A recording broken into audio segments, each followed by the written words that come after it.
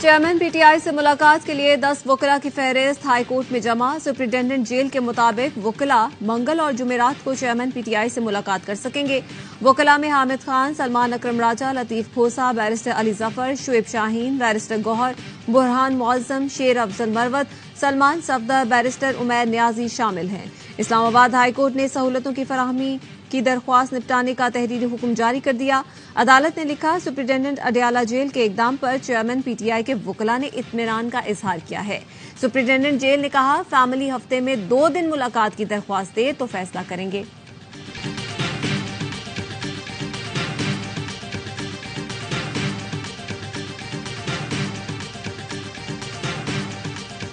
मुल्क छोड़ने पर कभी आमादा नहीं होगा। जो कुछ हो रहा है वो लंदन मुआहिदे का नतीजा है। लंदन मुआहिदा करप्ट मुजरिम के साथ तय पाया। चेयरमैन पीटीआई का अहले खाना के जरिए कौम को पैगाम। साबिक वजीर आजम ने कहा, इंतखाबात के बाद तक जेल में रखने के लिए मुझ पर जाली मुकदमात बनाए गए। बंद कमरों में तैयार साजिशों के खिलाफ जोर पकड़ती मज़ाहमत इन्हें खौफ सदा करती है। कवी इम्कान है जेल में मेरी जान लेने की कोशिश की जाएगी। जब भी इंतखाबात का मौका आए, तंजीमी जिम्मेदारान भरपूर इंतखाबी मुहिम चलाएं।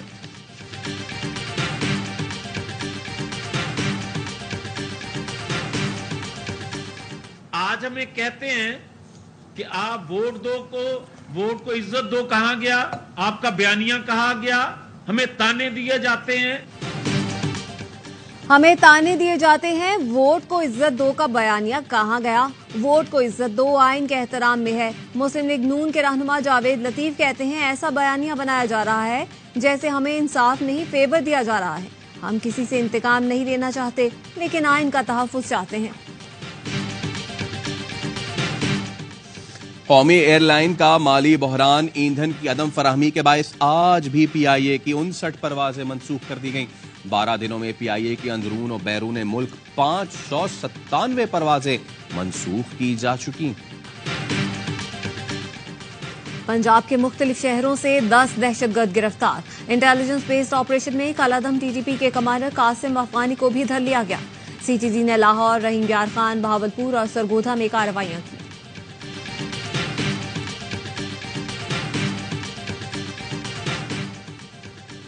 खैबर पख्तूनख्वा में दहशतगर्दी के 2 वाकयात। आईएसपीआर के मुताबिक खैबर के इलाके तीरा में ऑपरेशन के दौरान फायरिंग के तबादले में एक दहशतगर्द हलाक, 2 दहशतगर्द जख्मी हालत में गिरफ्तार। जुनूबी वजीरिस्तान के इलाके सरोकई में फोर्सेस की गाड़ी देसी साख्ता बम से टकरा गई। धमाके में 2 एहलकार सिपाही बनारस खान और सिपाही अब्दुल करीम शहीद।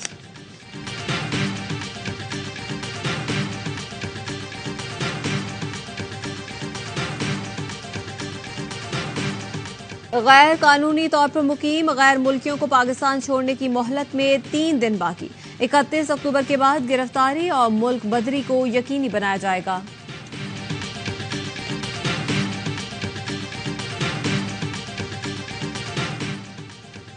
एफआईए ने कमर जावेद बाजवा के समधी साबिर हमीद मिट्ठू के खिलाफ अदम शवाहिद पर इंक्वायरी बंद कर दी।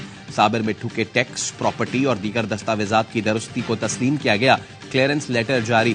साबिर मिट्ठू इंक्वायरी में एफआईए दफ्तर में पेश होते रहे और सबूत पेश किए। एफआईए के मुताबिक साबिर मिट्ठू ने टैक्स कोशवारों, मुल्क और बैरून मुल्क प्रॉपर्टी और अमलाक की दस्तावेजात एफआईए को फराहम की। साबिर मिट्ठू के पास हर ट्रांजैक्शन और लेन देन की दस्तावेजात मौजूद हैं।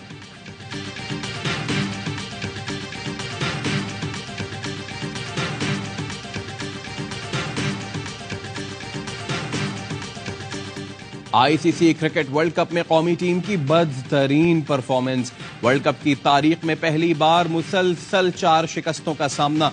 जनूबी अफ्रीका के खिलाफ कप्तान और सऊद शकील ने निस सेंचुरियां बनाई, कोई बल्लेबाज बड़ी इनिंग्स ना खेल सका। रही सही कसर नाकिस फील्डिंग ने पूरी कर दी। कैच निकले, स्लिप में फील्डर ना था। रनआउट के अहम मौके जाया किए गए। खराब ट्रैक रिकॉर्ड के बावजूद कप्तान बाबर आजम ने नवाज को आखिरी ओवर थमा दिया।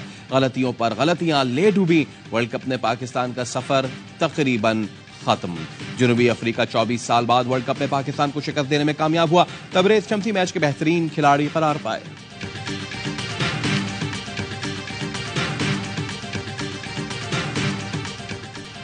एम्पायर शम्सी का आउट देता तो नतीजा कुछ और होता। डीआरएस हमारे हाथ में नहीं। कौमी टीम के कप्तान बाबर आजम शिकस्त पर मायूस, कहा जीत के करीब थे लेकिन फिनिश अच्छा नहीं कर सके।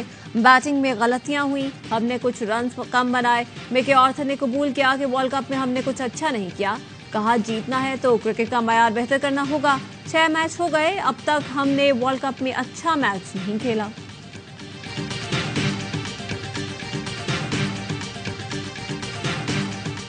लेकिन इतना लंबा जाना नहीं चाहिए था। ये मैच तो पाकिस्तान टीम को मेरे ख्याल से, मैंने कहा ना, 15-20 रन से जीत जाना चाहिए था।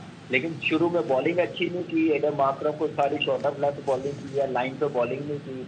फिर उसके बाद स्पिनर्स का कॉन्फिडेंस बिल्कुल ही नहीं था, थ्रू आउट ही नहीं था इस पूरे वर्ल्ड कप में। फिर वही कि नवाज को बॉल करा के आपने मिस्टेक कर दी, जिस तरह T20 के लास्ट ओवर में इंडिया के अगेंस्ट आपने लास्ट ओवर कराया था और 16 रन बन गए थे। वही मिस्टेक बाबर ने यहाँ पे भी करी।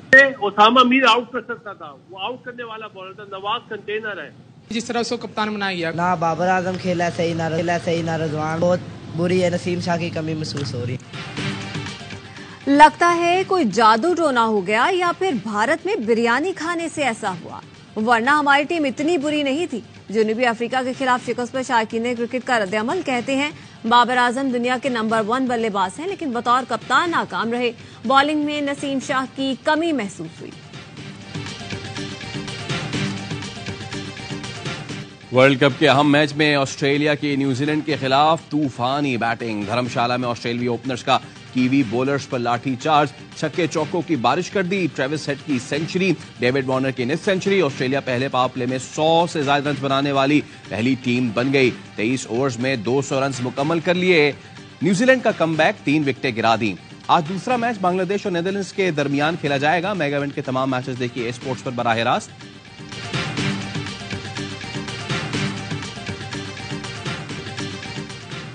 कनाडा के सूबे ब्रिटिश कोलंबिया में खालिस्तान रेफरेंडम के लिए वोटिंग कल होगी।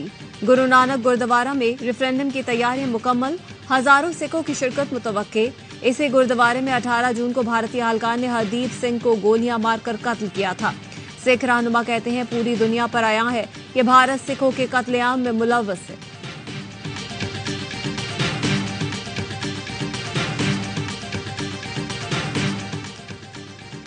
भारत का तेजस लाइट कॉम्बैट एयरक्राफ्ट मंसूबा आगाज से ही सुस्त रवि और तकनीकी मसाइल का शिकार। हिंदुस्तान एरोनॉटिक्स लिमिटेड आज तक तेजस के लिए एक भी एक्सपोर्ट ऑर्डर हासिल नहीं कर पाई। फिलीपीन ने भी इनकार कर दिया। पाकिस्तान एयरफोर्स का JF-17 थंडर बैरून मुल्क भी शानदार परफॉर्मेंस दिखा रहा है।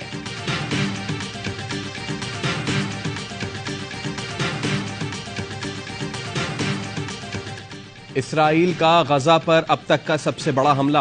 रात भर शदीद बमबारी होती रही। बहरी और फिजाई फौज ने बम बरसाए। जमीनी कार्रवाई भी शुरू। टैंकों ने तबाही मचा दी। शिमाली और वस्ती गाजा में हर तरफ तबाही के मनाजिर। एक रात में हजारों फलस्तीनी शहीद होने का खदशा। गजा की सूरत हाल क्या है? मवासलाती निजाम मुअत्तल होने के बाद दुनिया लाइल। हिलाल अहमर के मुताबिक गजा में मवासलाती ब्लैकआउट होने के बाद टीमों से राब्ता मुनक़ता हो गया। अल क़साम ब्रिगेड का इसराइली टैंक तबाह करने का दावा। हमास का कहना है खूनरेज झड़पें जारी हैं। गजा की सरजमीन इसराइली फौजियों की बाकियात निगल जाएगी।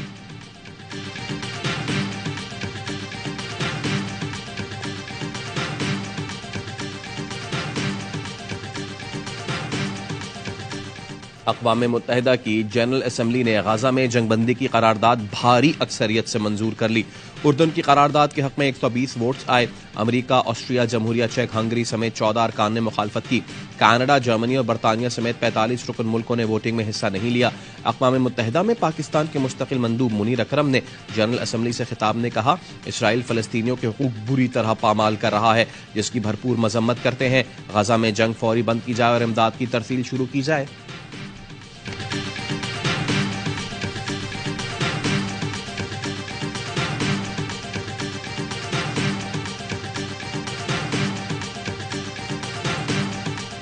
फलस्तीनियों पर मजालिम ढाने वाला इसराइल दुनिया की हमदर्दियां खोने लगा। अक़वाम मुत्तहिदा जनरल असम्बली में मेंबर मुल्कों की खामोशी ने बड़ा पैगाम दे दिया। फलस्तीनी सफ़ीर ने अपनी तकरीर खत्म की तो मेंबरान ने तालियां बजाकर मौक़िफ़ की तायीद की। इसराइली सफ़ीर ने तकरीर खत्म की तो मुकम्मल खामोशी रही।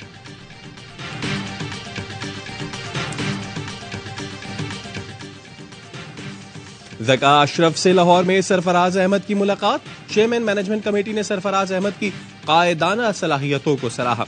कराची वाइट्स को कायद आजम ट्रॉफी का चैंपियन बनने पर मुबारकबाद दी। शाहनवाज ढानी भी मुलाकात में मौजूद थे। चेयरमैन ने उम्दा कारकर्दगी पर ढानी को भी शाबाश दी। और रवा साल का दूसरा और आखिरी चांद ग्रहण आज देखा जाएगा। महकमा मौसमियात का कहना है चांद ग्रहण का नजारा पाकिस्तान समेत दीगर ममालिक में किया जा सकेगा। जुज़वी चांद ग्रहण पाकिस्तानी वक्त के मुताबिक रात 11:02 पर शुरू होगा और इख्तिताम रात 3:26 पर होगा।